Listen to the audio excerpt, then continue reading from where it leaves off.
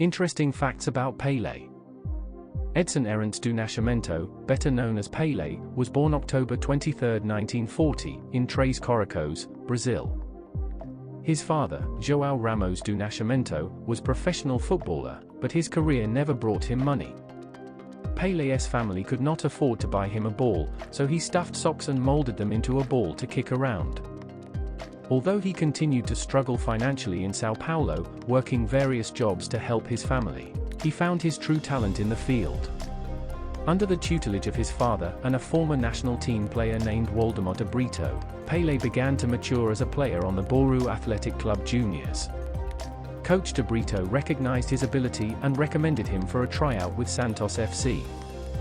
In 1956, Pelé joined the Santos Football Club, which, with Pelé as an inside left forward, won 9 São Paulo League championships. In 1962 and 1963, Pelé won the Libertadores Cup and the Intercontinental Club Cup. Sometimes called Perola Negra, Black Pearl. Pelé made his international debut. He joined the Brazilian national football team in 1957 at the age of 16. At the time, the young Pelé burned bright, becoming the youngest player to score a hat-trick and the youngest player to score in a World Cup final match. He scored a hat-trick in the 1958 World Cup semi-final against France, and 2 goals in the victory over Sweden in the championship game. Afterwards, the Brazilian government declared him a national treasure to stop large offers from European clubs, and to ensure that he would remain in Brazil. Pelé is loved by all the football fans around the world. He is probably the most famous and possibly the best-paid athlete in the world at the time. He led Brazil to 3 World Cup football, soccer, championships, 1958, 1962, and 1970. At the 1962 World Cup finals, Pelé tore a thigh muscle in the second match and had to sit out the remainder of the tournament.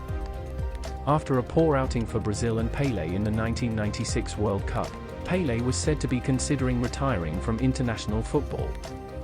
In 1967 he and his team traveled to Nigeria, where a 48-hour ceasefire in that nation's civil war was called to allow all to watch the great player.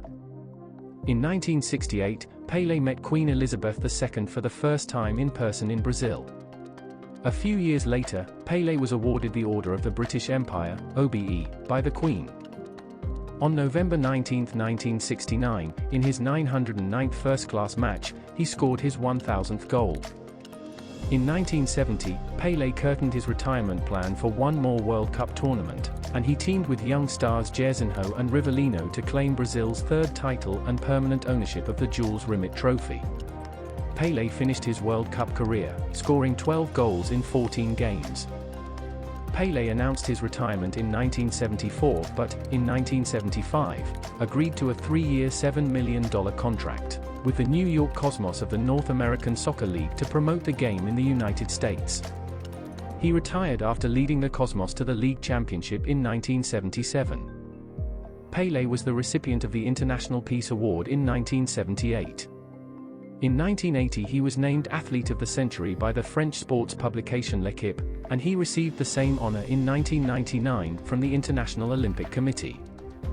In 2014 the Pelé Museum opened in Santos, Brazil.